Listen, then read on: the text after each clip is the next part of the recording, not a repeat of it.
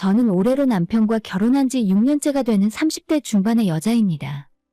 우리 부부는 4살짜리 딸아이 하나, 그리고 작년 연말에 태어난 아들 하나까지 두 아이를 키우며 살고 있어요.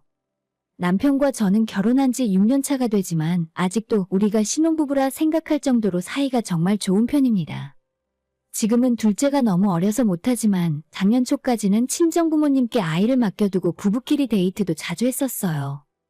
제 가장 친한 친구의 소개로 만나게 된 남편은 연애 시작부터 제게 굉장히 적극적이었고 약간은 소극적이고 전 남자친구와의 좋지 않은 이별로 자존감이 많이 떨어져 있던 저에게 먼저 다가와주고 앞에서 이끌어주면서 연애 2년 만에 결혼까지 할 수 있게 되었어요.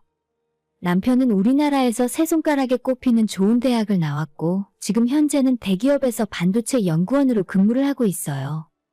정말 많이 바쁘고 미국이나 유럽으로 출장도 잦은 직업이지만 남편 스스로 본인 일에 만족하며 행복해하고 있습니다.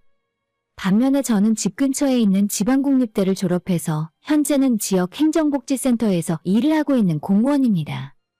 가끔 민원으로 힘든 일도 있지만 운이 좋게도 크게 업무적으로 스트레스가 없는 보직에 있기 때문에 하고 있는 일에 만족하며 지내는 중이에요. 게다가 공무원의 직업 특성상 아이 낳으면 육아휴직이 보장되고 작년에 둘째 낳은 뒤로 두 번째 육아휴직을 받아 마음 편히 쉬고 있습니다. 남편과 연봉 차이는 비교할 수 없을 정도로 많이 나지만 열정적이고 진취적인 성격의 남편은 치열한 경쟁으로 성과를 인정받는 대기업이 맞는 것 같고 저는 조용히 안정적인 생활이 좋아서 지금의 직업으로 충분히 만족하고 있어요. 저희 시댁은 시부모님도 맞벌이를 하고 있고 전형적인 중산층 가정인데 반해서 친정은 제가 어렸을 때부터 사정이 그리 좋진 않았거든요. 아마 그런 집안 분위기가 두 사람의 성격을 많이 좌우했던 것도 사실인 것 같습니다.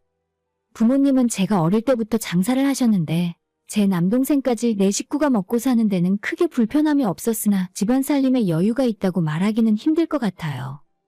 제가 공부를 크게 잘하지도 않았고 적당한 중상위권 성적을 유지하고 만족했기 때문에 이 정도 대학 나와서 이 정도 직장을 갖게 된 것도 매우 다행이라 생각해요.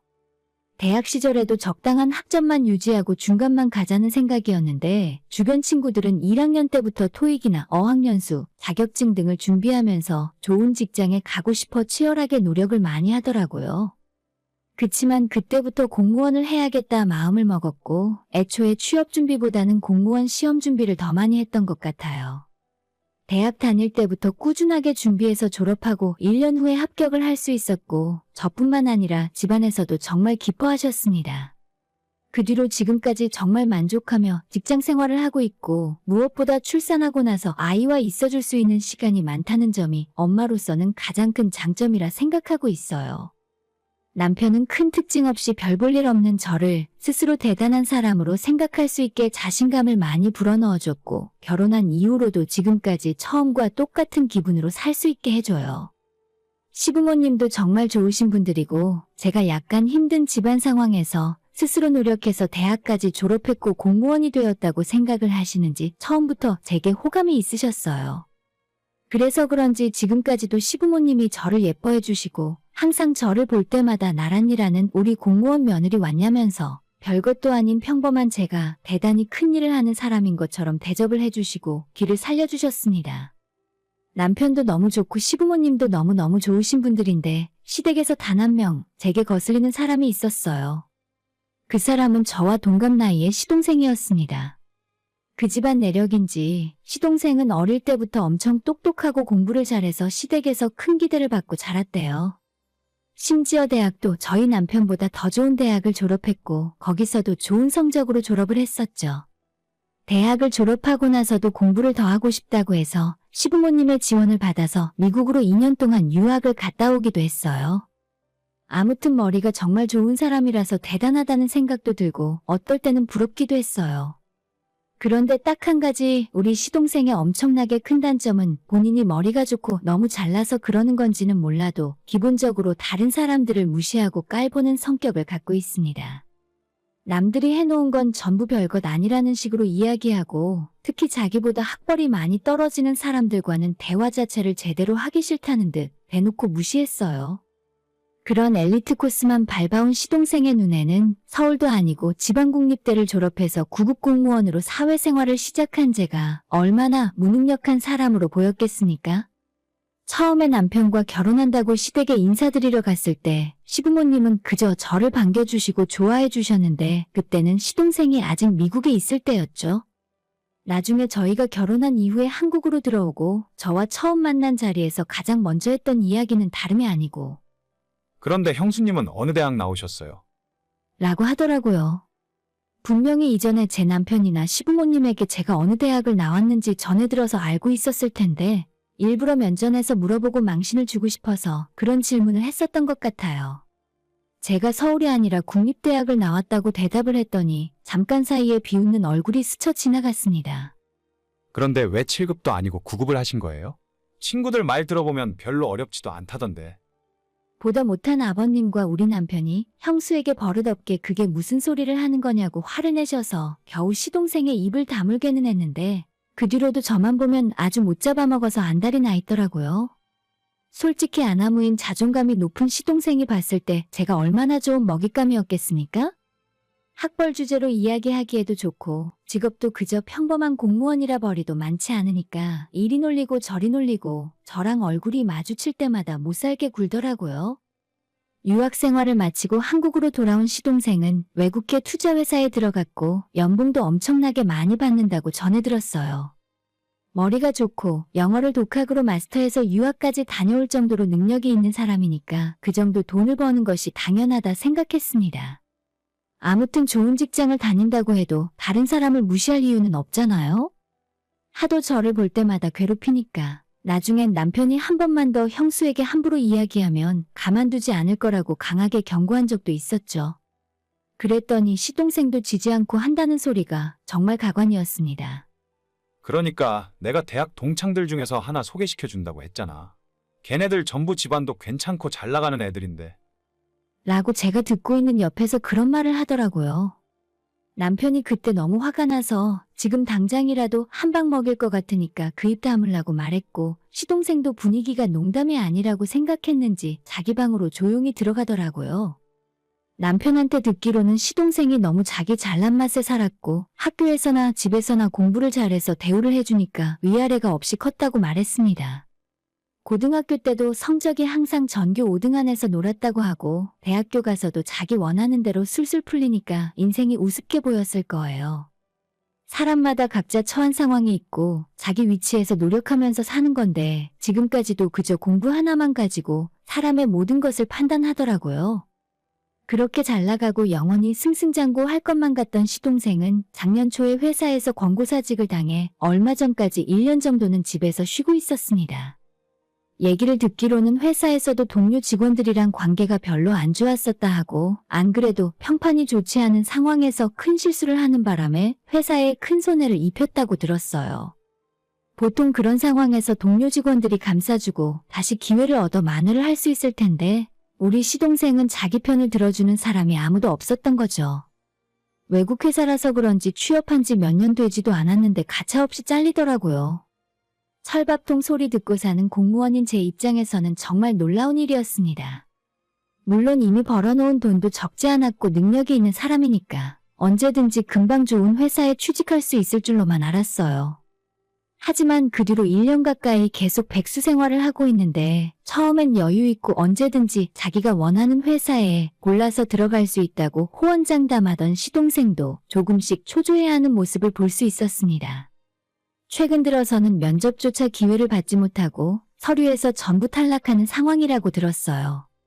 남편 생각으로는 그쪽 업계가 워낙 좁아서 시동생의 안 좋은 평판이 소문이 나서 그런 게 아닐까 하더라고요. 그런 와중에 자기 위에는 사람이 없는 줄로 알고 살던 시동생이 얼마나 자존심이 상했을지는 안 봐도 뻔한 일이었죠. 별로 안 좋아하는 시동생이었지만 최근 들어 시댁에 놀러가면 방에서 잘 나오지도 않던 모습을 보면서 조금은 불쌍하고 안쓰럽다는 생각까지 들었어요.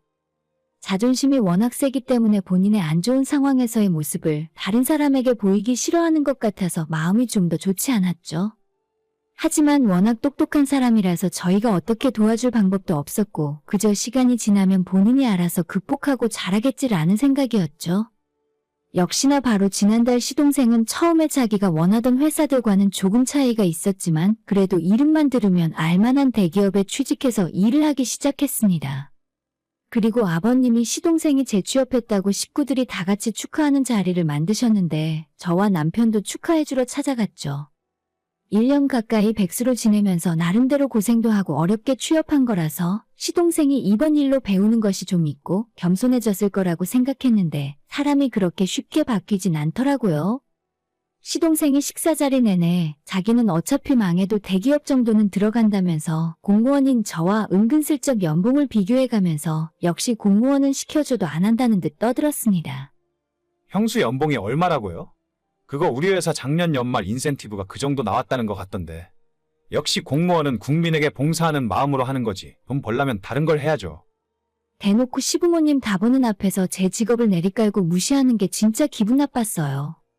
물론 직업이라는 건 돈 벌려고 하는 일이지만 저는 제가 하는 일에 완벽하게 만족하고 있었고 일찍 퇴근하고 가족들이랑 시간을 많이 보낼 수 있다는 점, 그리고 아이 낳고 마음 편하게 육아휴직도 쓸 수 있다는 점이 좋았거든요. 가끔은 밤늦게까지 열심히 일하고 저보다 훨씬 돈을 많이 벌어오는 남편에게 경제적인 부분으로 미안할 때도 있었지만 그만큼 저도 다른 집안일을 하면서 부부간의 밸런스를 맞추고 있다 생각했습니다. 하지만 시동생은 그저 학벌 연봉에 대한 이야기만 하고 그것만이 세상의 전부인 것처럼 말하더라고요. 형수, 지금이라도 공부 다시 해보는 건 어때요? 어차피 육아휴직이라 집에서 시간도 많잖아요. 대학을 다시 가서 학벌을 올려보던지 아니면 이제라도 5급 공무원 시험을 다시 준비하는 건 어때요?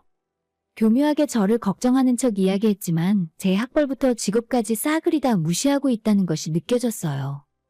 시댁 식구들 앞에서 자존심이 상했지만 그날 좋은 자리기도 하고 예민하게 받아들이고 발끈해서 화를 내면 괜히 제 이미지만 나빠질 것 같아서 시동생이 하는 이야기를 적당히 받아주고 넘겼어요. 그래도 제가 우리 신랑보다 일찍 집에 올 수 있어서 그건 좋아요. 그리고 눈치 안 보고 아이 낳고 쉴 수 있으니까 애엄마로서는 이만한 직업도 없죠. 남편도 옆에서 제 말에 동의하면서 모든 사람이 다 똑같이 살 필요는 없다고, 우리 부부는 지금도 잘 지내는데 왜 자꾸 그런 헛소리를 하냐고 해서 시동생의 입을 다물게 만들었습니다. 솔직히 그 뒤로도 유쾌한 식사 자리는 아니었지만 그 자리는 시동생이 주인공이었고 저희는 축하해주려고 간 자리니까 적당히 기분 맞춰주고 집으로 돌아왔어요. 이제 취직도 했으니 앞으로 서로 바쁘게 살 테니까 당분간 만날 일 없겠다 생각하며 잊고 살았죠. 근데 그로부터 한 달 정도 지났을 때 남편에게서 시동생이 또 직장을 그만뒀다는 소리를 듣게 되었습니다. 제가 깜짝 놀라서 1년 동안 고생하고 그렇게 힘들게 들어간 곳인데 왜 그만뒀냐고 물었더니 시동생이 회사 내에서 직장 동료들에게 따돌림을 당하며 스트레스를 받았다 하더라고요. 남편이 하는 이야기를 듣는데 말로는 못했지만 속으로 뭐가 문제인지 누가 먼저 원인 제공을 했을지 알만하더라고요. 보통 사회생활이라는 게 다 그렇잖아요. 나 혼자 잘났다고 일이 돌아가는 것도 아니고 때로는 똑똑한 동료보다는 같이 일하면서 마음 편하게 해주고 상대방 의견을 잘 들어주는 것도 중요한데 시동생의 평소 성격으로 봐서 회사 내에서 어떻게 지냈을지 알만하더라고요.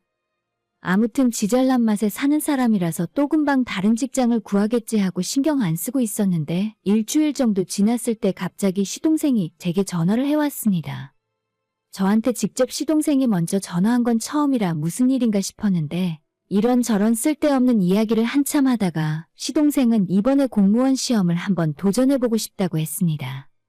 아니, 형수 하는 거 보니까 일도 편하고 맘대로 쉴 수도 있고 괜찮은 것 같아서요. 그래도 저는 9급이 아니고 7급 보려고 해요. 마음 같아서는 5급을 준비하고 싶은데 준비 기간도 너무 오래 걸릴 것 같고 일단 7급으로 시작해야죠. 제가 묻지도 않은 이야기를 혼자서 한참 주절거리더니 결국엔 공무원 시험 볼 때 어디서 강의를 듣고 어떻게 공부했는지 물어보더라고요. 너무 뜬금없어서 살짝 황당했지만 그래도 제 나름대로 정보를 얻을 수 있는 인터넷 카페나 동영상 강의 사이트를 알려주었는데 전화 끊을 때도 끝까지 제 속을 긁는 소리를 하는 겁니다. 9급이랑 7급은 아무래도 공부하는 게 많이 다르겠죠?